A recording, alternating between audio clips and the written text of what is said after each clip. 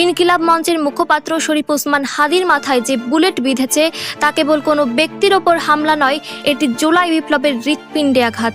এটি ২৪-এর গণ অভ্যুত্থানের কলিজায় লাগা আঘাত। যারা ভেবেছিলেন একটি গুলি খরচ করে কাপুরুষের মতো চোরাগোপ্তা হামলা চালিয়ে জুলাইয়ের চেতনাকে স্তব্ধ করে দেবেন, তাদের আমি স্পষ্ট ভাষায় বলে দিতে চাই, আপনারা আগুনের লেজ দিয়ে নিজেদের পতন ডেকে আনার স্পর্ধা দেখিয়েছেন। ভারত বিদ্বেষী হওয়ার কারণে আজ হাদিকে গুলিবিদ্ধ করেছেন, আগামীকাল হাসনাত ফুয়াদকেও গুলিবিদ্ধ করবেন। এরপর কাকে করবেন? বাংলাদেশ প্রেমিক কোটি কোটি নাগরিক এই দেশে রয়েছে যারা সবাই ভারত বিদ্বেষী, যারা মনে করেন বন্ধুত্ব হবে সমতার ভিত্তিতে, দাসত্বের ভিত্তিতে নয়। আপনারা কজনকে গুলিবিদ্ধ করবেন? আপনারা কি কোটি কোটি কণ্ঠে জেগে ওঠা জাতীয়তাবাদী চেতনাকে গুলি করে মারবেন? আপনারা কি দেশের স্বাধীনতার জন্য, সমতার জন্য কথা বলা প্রত্যেকটি তরুণকে বুলেট দিয়ে ভয় দেখাবেন?